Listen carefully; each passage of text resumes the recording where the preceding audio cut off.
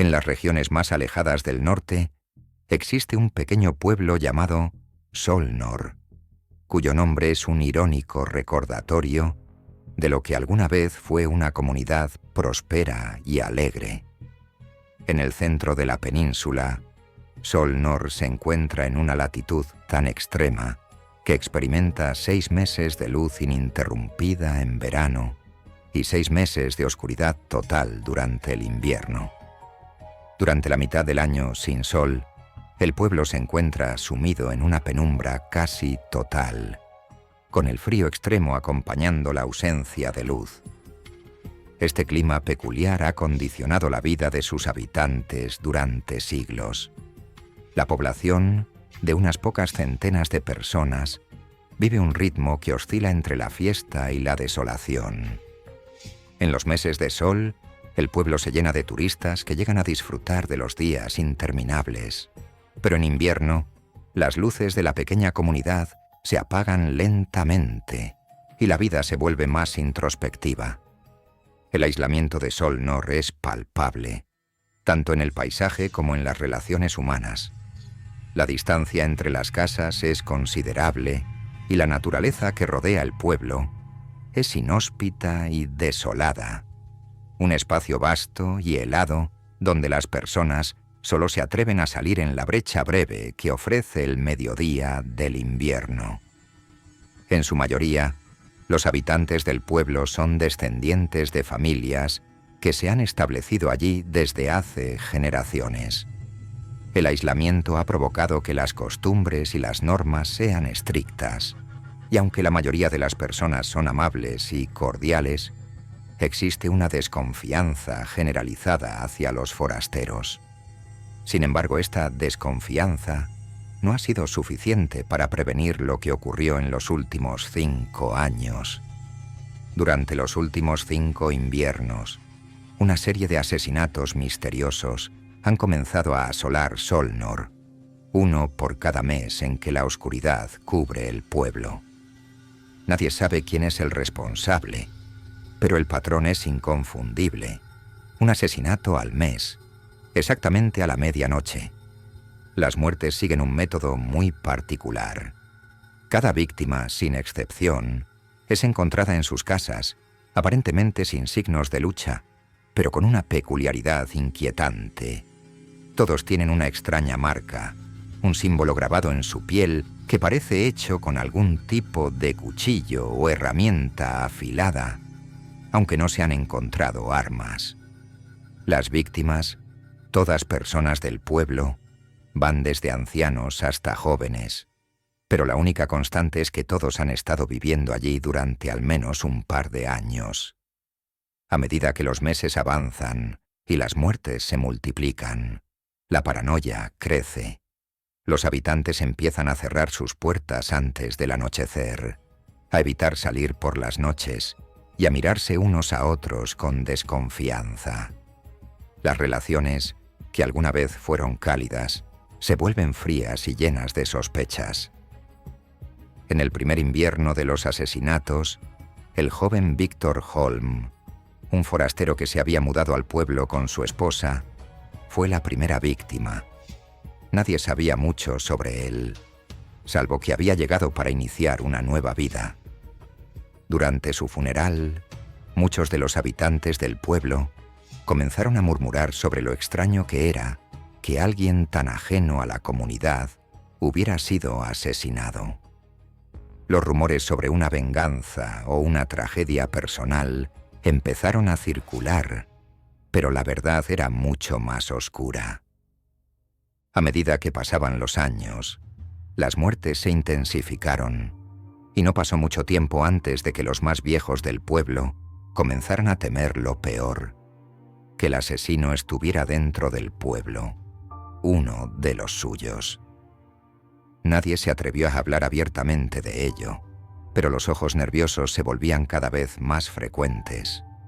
La desconexión entre los habitantes y su aislamiento, que siempre había sido una característica del pueblo, se volvió una trampa peligrosa, ya que nadie se preocupaba por el otro hasta que los muertos comenzaban a acumularse. Las autoridades locales, que estaban a horas de distancia en la ciudad más cercana, nunca llegaron a tomar el caso con seriedad. El clima extremo y el acceso limitado complicaban cualquier intento de investigar. Pero la situación empeoró cuando una noche, en el 4º año de los crímenes, alguien descubrió algo que desató una nueva ola de temor. La policía no encontró más rastros de los sospechosos, pero en los lugares donde las víctimas habían sido asesinadas, alguien había dejado algo que heló la sangre de los pocos habitantes dispuestos a arriesgarse a salir. Una carta escrita a mano, pero en un idioma que nadie podía entender. Los habitantes comenzaron a preguntarse si el asesino era alguien del pueblo, un extraño, o si todo formaba parte de algo mucho más grande, algo que podría ser mucho más antiguo que ellos mismos. La pregunta que flotaba en el aire era clara. ¿Quién estaba detrás de los asesinatos y por qué mataba a una persona cada mes, siempre en la misma fecha exacta? Y lo más aterrador de todo, ¿quién sería el próximo? El silencio reinaba, y con la llegada de otro invierno oscuro, los habitantes de Solnor sabían que la verdadera amenaza había comenzado. La oscuridad total envolvía el pueblo de Solnor, y cada día que pasaba sin una solución al misterio de las muertes, aumentaba la tensión entre los habitantes. La situación alcanzó su punto máximo cuando, al final del 5º mes de invierno, la gente ya no confiaba en nada ni en nadie. Todos los rostros eran inquietantes, llenos de sospecha, y las relaciones que alguna vez fueron cercanas se tornaron en frías y distantes. Ya no era solo el temor a la oscuridad lo que los atormentaba, sino la presencia de un asesino que estaba entre ellos, que conocía cada rincón, cada callejón y cada sombra. La policía, siempre ausente debido a la dificultad de acceso al pueblo, seguía sin tomar ninguna acción efectiva. Lo único que podían hacer era escuchar los relatos de los sobrevivientes y las pocas pruebas que quedaban en los lugares de los crímenes. Las cartas escritas en un idioma desconocido seguían apareciendo, más desconcertantes que nunca, y cada vez que una nueva víctima era hallada, la angustia colectiva se hacía más palpable. El miedo creció aún más cuando se descubrió algo insólito. Una extraña marca que aparecía en las casas de las víctimas, siempre antes de la muerte. No era visible para todos, solo para aquellos que sabían dónde mirar. La marca no era un símbolo religioso ni político, ni parecía tener un origen moderno. Parecía una figura abstracta, casi como una escultura que no podía ser interpretada, pero que dejaba claro que había una intención detrás de ella. Los habitantes comenzaron a susurrar sobre la existencia de una secta secreta que operaba en el pueblo desde tiempos remotos, aunque nadie estaba dispuesto a admitirlo abiertamente. La tensión alcanzó su punto máximo cuando, al llegar la 6ª víctima, algo cambió. Esta vez, la víctima no fue encontrada en su hogar. Su cuerpo apareció en la plaza del pueblo, en pleno centro, como si el asesino estuviera enviando un mensaje. La escena era macabra. El cuerpo de la víctima, una mujer de mediana edad, estaba dispuesto en una especie de altar improvisado, con las manos extendidas y los ojos abiertos, como si estuviera mirando al infinito. A su lado, una carta más, escrita en el mismo idioma extraño, junto con una figura dibujada en la tierra, justo en el centro de la plaza. Ese fue el punto de quiebre.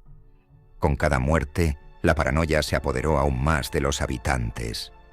Todos se conocían, pero las miradas ya no eran de confianza, sino de sospecha. Nadie se atrevía a decir lo que pensaba, pero los susurros de una secta que controlaba el destino del pueblo empezaron a tomar fuerza.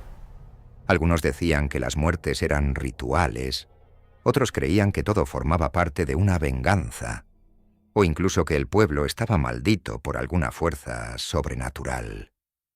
Los jóvenes, aquellos que aún mantenían algo de esperanza y valentía, decidieron actuar. Sabían que el miedo había invadido el pueblo, pero también sabían que si no hacían algo, más vidas se perderían en la oscuridad. Empezaron a investigar, a buscar pistas y a hablar con los ancianos del pueblo. Estos, aquellos que habían vivido toda su vida en la oscuridad perpetua, les hablaron sobre viejas leyendas de la región. Había una historia que muchos creían olvidada, una historia de sacrificios antiguos para aplacar las fuerzas que gobernaban el invierno eterno. Con cada relato, se daban cuenta de que las muertes no eran solo casualidades. El asesino no actuaba al azar. Su modus operandi estaba ligado a los antiguos rituales, a la necesidad de hacer sacrificios para apaciguar una fuerza que había existido en Solnor mucho antes de que el pueblo fuera fundado. Algunos ancianos hablaban de un antiguo culto que adoraba a una entidad que vivía en la oscuridad, un ser que despertaba cada invierno y que exigía sacrificios para garantizar que la primavera llegara nuevamente. Pero la verdad más aterradora era que el asesino no parecía actuar solo. Detrás de cada asesinato había señales que indicaban que el pueblo entero estaba siendo manipulado por algo más grande que ellos. Mientras más se adentraban en las leyendas, más se daban cuenta de que algunos de los habitantes podían estar involucrados sin siquiera saberlo, que el ciclo de muertes podía ser una maldición que ellos mismos habían desatado sin darse cuenta. En el mes de la séptima muerte, un grupo de jóvenes valientes decidió organizar una vigilia en la plaza, esperando atrapar al asesino y descubrir la verdad detrás de las muertes. Nadie sabía lo que les esperaba, pero sabían que no podían permitir que más personas murieran sin un propósito. Sin embargo, lo que ocurrió esa noche cambiaría la vida del pueblo para siempre. Una vez más, la oscuridad los envolvía, pero esta vez el pueblo de Solnor no estaba solo en su silencio. Algo o alguien se movía en las sombras, y muy pronto todos descubrirían que no solo el asesino estaba al acecho. La noche de la séptima muerte fue diferente a todas las anteriores. El frío era aún más penetrante, como si el aire mismo estuviera cargado de tensión. Los jóvenes se habían reunido en la plaza del pueblo, sus rostros pálidos reflejando la luz débil de las lámparas de aceite que parpadeaban en la oscuridad. Sabían que esta noche no solo estaban enfrentando al asesino, sino a una amenaza mucho más grande, el destino del pueblo entero. La vigilia comenzó en silencio. Nadie se atrevió a hablar. Sabían que cualquier ruido podría alertar al asesino, quien había mostrado una astucia aterradora al escapar siempre sin dejar rastros. A lo lejos, las casas del pueblo parecían ser solo sombras, que se desvanecían en la oscuridad. Los susurros del viento eran la única compañía de los valientes que se habían atrevido a permanecer fuera durante esas horas peligrosas. A medida que la noche avanzaba, el ambiente se volvía más denso. Los jóvenes miraban a su alrededor, escudriñando cada rincón en busca de algún movimiento sospechoso. Nadie había notado nada extraño hasta que, de repente, una figura apareció entre las sombras, cerca de la plaza. Era difícil distinguirla, pero lo que se podía ver claramente era una capa oscura que se movía con fluidez. No podía ser el asesino, pensaron al principio. Nadie más fuera de los jóvenes debería estar allí. Pero la figura se acercaba cada vez más, casi como si hubiera sido parte de la noche misma. Cuando la figura estuvo lo suficientemente cerca, los jóvenes comenzaron a reaccionar. El aire estaba cargado de incertidumbre y miedo. Algunos intentaron acercarse para enfrentar a la figura, pero el viento comenzó a soplar con tal fuerza que no podían escuchar sus propios pasos. La figura, de repente, se detuvo en seco y dio media vuelta. Con cada movimiento, parecía que las sombras mismas lo envolvían, ocultando su rostro y su propósito. De repente, un grito desgarrador rompió el silencio de la noche y uno de los jóvenes cayó al suelo, su cuerpo rígido. El miedo se apoderó de todos, pero antes de que pudieran reaccionar, la figura desapareció nuevamente en la oscuridad. La confusión se desató. El aire estaba tan frío que el aliento de los sobrevivientes se condensaba en nubes blancas. Nadie sabía qué había pasado con su compañero, pero estaba claro que el asesino ya había jugado su última carta. A lo lejos, las campanas de la iglesia comenzaron a sonar, como si el pueblo entero estuviera advertido del final inminente. Esa misma noche, en la plaza, los jóvenes decidieron enfrentar la realidad. El asesino estaba más cerca de lo que pensaban, y no solo era uno. No era un individuo aislado, sino una fuerza más oscura que había estado controlando a todos los habitantes sin que lo supieran. Aquella figura que se había acercado al grupo no era el asesino, sino el sacrificio final que el pueblo había estado esperando. Al día siguiente, el pueblo se despertó con la peor noticia posible. Todos los rastros de la investigación apuntaban a una conexión entre las muertes y los propios habitantes del pueblo. Los jóvenes, que habían intentado salvarlos, comenzaron a descubrir que, en su desesperación, habían desatado un ciclo de sacrificios que había estado en curso por generaciones. Las muertes no eran accidentales ni el resultado de la locura de un asesino solitario. Era parte de un pacto ancestral con las fuerzas que gobernaban la oscuridad. Lo que realmente horrorizó a los habitantes fue darse cuenta de que ellos mismos, al ser descendientes de quienes habían firmado ese pacto, estaban destinados a vivir bajo la sombra de esa maldición. La figura misteriosa, que nadie había logrado ver claramente, resultó ser un miembro de una sociedad secreta que había estado operando en el pueblo durante siglos. Había sido el encargado de supervisar los sacrificios, asegurándose de que todo estuviera en orden. Con la llegada de los jóvenes que intentaron resolver el misterio, la última parte del pacto se había cumplido. Un último sacrificio que aseguraría que el pueblo continuara viviendo en la oscuridad. A pesar de todo, un leve rayo de esperanza surgió cuando los sobrevivientes, aquellos que quedaban, decidieron enfrentarse a las fuerzas que controlaban su destino. Sabían que el ciclo de muertes no debía continuar y que la única forma de romperlo era desafiar el pacto. Pero hacerlo significaba enfrentarse a algo mucho más grande que un simple asesino. Tendrían que desafiar las leyes de la naturaleza misma y posiblemente perder sus vidas en el proceso.